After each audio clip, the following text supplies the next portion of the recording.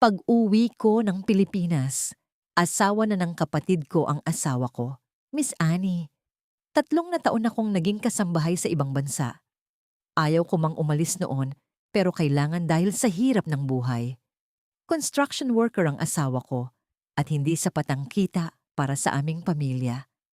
4 ang anak namin at hikahos talaga sa buhay. Ang bahay namin ay kaunting anay na lang ay parang bibigay na. Kaya talagang nagpursige akong makapag-abroad para kahit paano ay makaahon kami. Lahat ng sahod ko ay talagang ipinapadala ko. Bumabawas lang ako ng kaunti para sa pangangangailangan ko na bihira ko lang din namang magamit dahil mabait ang amo ko at talagang binibigyan ako ng mga kailangan ko rito. Maayos ang trabaho.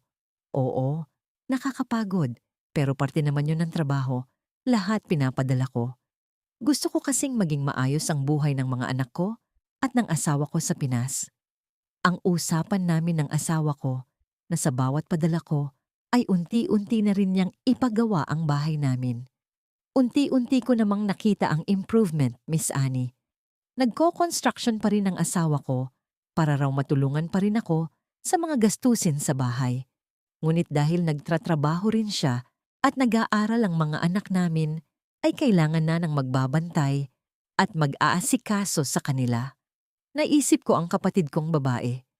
Nabalitaan kong nawala ng trabaho. Kaya naman agad kong insuggest na roon na muna manatili. Bibigyan ko na lang ng allowance niya at sagot ko ang lahat kapag nasa bahay na siya. Nakikibalita ako sa mga anak ko. Okay naman daw ang tiyahin nila sa bahay. Mabait daw at asikasong-asikaso sila. Pero napansin ko, pagkatapos ng isang taong pananatili niya roon na nalimitahan na ang pakikipag-usap ng mga anak ko sa akin. Ang dahilan ay abala sa school at madalas daw ay tulog na kapag tumatawag ako. Miss na miss ko na ang mga anak ko, Miss Annie. Dumating sa punto na padala na lang ako ng padala pero hindi ko na nakakausap ang pamilya ko. Nang nalaman ng mga amo ko ang sama ng loob ko, ay sinabihan nila ako na mag-ipon na rin. Kasi ako, para naman kung biglang gusto kong umuwi, ay may maiwi akong pera. Sinabi ko yon sa asawa ko pero hindi siya natuwa. Sinabihan pa niya ako na huwag pansarili lang ang isipin ko dahil may mga anak kami na magastos dahil nag-aaral. Pero nagbawas pa rin ako ng padala. Ilang buwan kong inipon. Pati bonus na bigay ng mga amo ko ay itinabi ko. Isang gabi na nagpapahinga ako ay isang mensahe mula sa kaklase ng panganay ko ang natanggap ko. Ma, si Emsas ito. Naki-message lang ako kasi gusto kitang makausap. Isang mensahe pero iba ang dalang kaba sa dibdib ko. Agad kong tinawagan ang account ng kaibigan ng anak ko. Sinagot agad.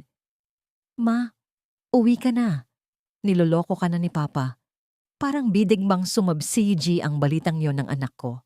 Labis ang iyak nito. Ang dami kong tanong pero isa lang ang nasagot ng anak ko. Sino? Sino ang babae ng tatay niyo? Si Tita Gisma. Si Tita na ang asawa ni Papa. Uwi ka na, Ma. Kailangan ka naming magkakapatid dito. Hirap na kami, Mama. Halos hindi na kami pinapakain sa bahay.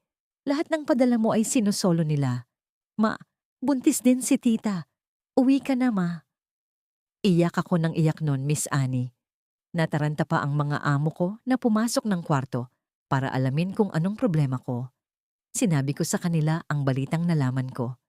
Katulong lang nila ako rito, pero galit na galit din sila sa ginawang panloloko ng asawa at kapatid ko. Sinabihan nila ako na sagot na nila ang tiket ko pauwi. Pati sahod ko sa buwan na hindi pa tapos, ay ibibigay raw nila sa akin. Napauwi ako nang wala sa oras, Miss Annie. Hindi malaki ang ipon, pero may perang hawak. Galit na galit ako sa asawa at kapatid ko, pero mas inalala ko ang mga anak ko. Pagdating ko sa harap ng bahay namin, ay nakita ng mismong mata ko ang kalunos-lunos na lagay ng mga anak ko. Madusing, tulo ang sipon, at malnourished. Halatang napabayaan na. Ang mas masakit pa, Miss Annie, hindi sila tumakbo para salubungin ako. Ang ginawa nila, dali-dali nilang itinuro sa akin ang pinto ng bahay na para bang sinasabi nilang iyon ang unahin kong puntahan. Ginawa ko yon, Miss Annie. Pagbukas ko ng pinto ay agad na tumambad ang sala ng bahay namin. Sa sofa ay nakaupo ang asawa ko habang kandong ang kapatid ko. Nandilim ang paningin ko. Wala na akong pakialam kung buntis ang kapatid ko. Agad kong hinila ang buhok nito at kinaladkad palabas. Gulat na gulat sila sa biglang pagdating ko. Pinagsasampal at sabunot ko ang kapatid ko kahit pa nagmamakaawa ito at baka raw mapahamak ang dinadala niya. Pero talagang binugbog ko ang pagmumukha niya, Miss Annie. Dahil sa labis na galit ko, nakita ko pa nga sa kanya yung mga alahas na ginto na iniutos ko sa kanya na bilhin para sa mga anak ko. Siya ang may suot. Ang asawa ko naman na pinipigilan ako sa pagwawala ko ay sin at pak ko rin at talagang sin at katan. Galit na galit ako, Miss Annie. Habang nagpapakahirap ako sa abroad, ay nagpapakasarap pala. Sila rito sa Pinas, ako ang bumuhay sa mga put at nang na habang iniiputan na pala nila ako. Nahinto lang ang kaguluhan